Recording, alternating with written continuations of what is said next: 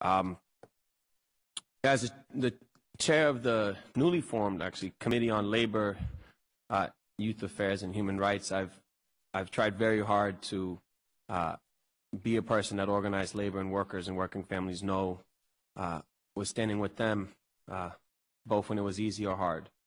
I want you to know, as the custodians, that I'm not only supportive of your effort because I believe it's the right thing to do as a friend of labor's. I'm supporting your effort because I believe it's the right thing to do for our children that use the school system. You know, it is because of your work every day that our children and the people who work there, whether they be the administrators, the support staff, the teachers, the paraprofessionals, have clean and healthy buildings.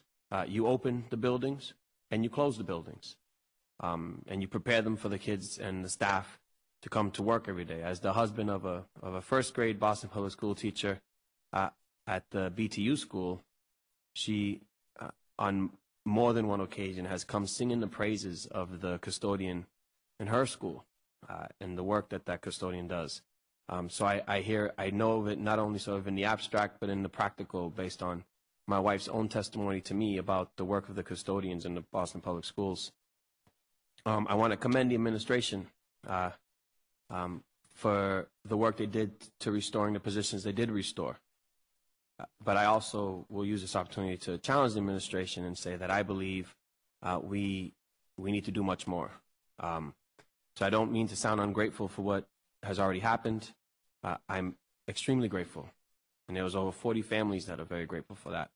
But as I said, I actually think it's also important to understand that our buildings need this work to be done, and these are the people who know how to do the work.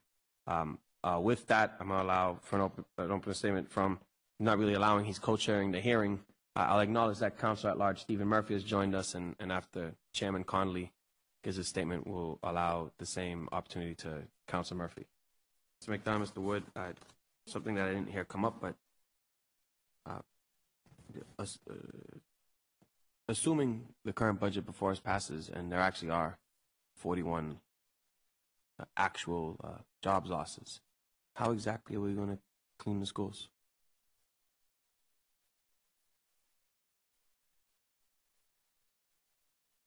I mean, I'm just saying there has to be a strategic plan in place to make up for the loss of workers. Yeah, well, the schools will not be as clean as they were before. I mean, that's all I can tell you. There's 41 people that are gone. They're affecting, depending on where they work out to be, it'll be in 25 or 30 schools with 41 fewer people. There'll be fewer people working. And unless their programs start reducing, they're going to be less clean. I mean, there's a plan in place, but until I get a final number and know where they are, the plan changes. But you can't clean with 40 less people as well as you could with 40 more people. Councilor, I do think that there is a context here as well that at least should be noted. Okay.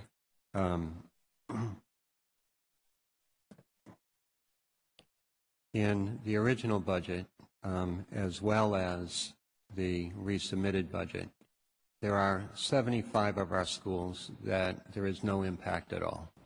75 schools with no impact have the same number of custodians planned for next year as this year. 75 out of how many? 126 facilities. Okay. So there are 51 schools that have been impacted. So I know that there was discussion in terms of square footage, and it may be useful to see the impact of this change.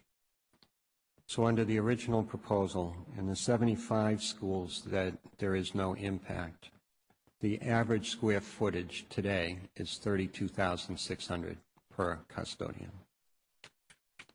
The average square footage with the resubmitted budget is 32,600, no change.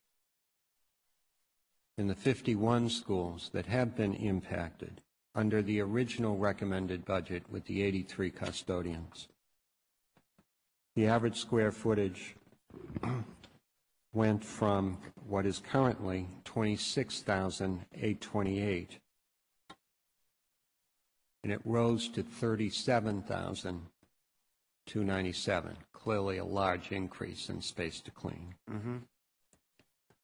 In the resubmitted budget, with the 42 custodians restored, the square footage then goes down to 31,208. So while it is more than what we have this year, it is less than what we have in all those buildings that have no impact at all. Yeah, it's just, I'll be frank, I did not expect that answer. You know, we're being asked by the school department to support a budget that has 41 layoffs for custodians, where the answer to me here today as to how we're going to move forward was the schools won't be as clean. You know, and so that does not mean, Counselor, that there is not a deliberate and thoughtful plan on how those custodians that we have available to us would be deployed. what is that plan?